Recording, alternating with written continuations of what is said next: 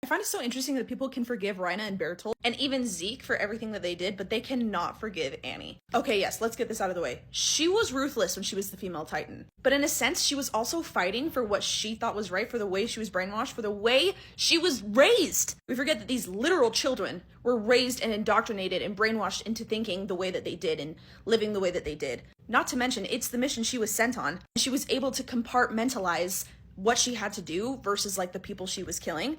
Kind of like someone else I know. Who might that be?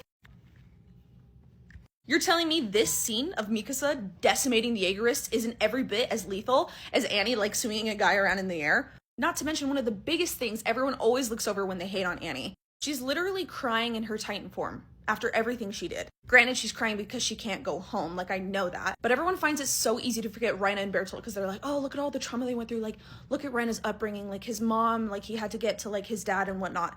In a sense, the way Annie was raised, it's almost sadder than Rhina and Bertolt's backstory. Sure, she was raised to be like ruthless and heartless and she went with that, but that's literally how her dad raised her. At least Rhina had his like birth family. Annie literally had no one. She was completely mentally a mess. And you're telling me she's like not as forgivable because of the way that she acted when she was on a mission and attacking people? Everyone in the whole show does that. Like that is like a theme throughout the series. Why is it so different when it's Annie?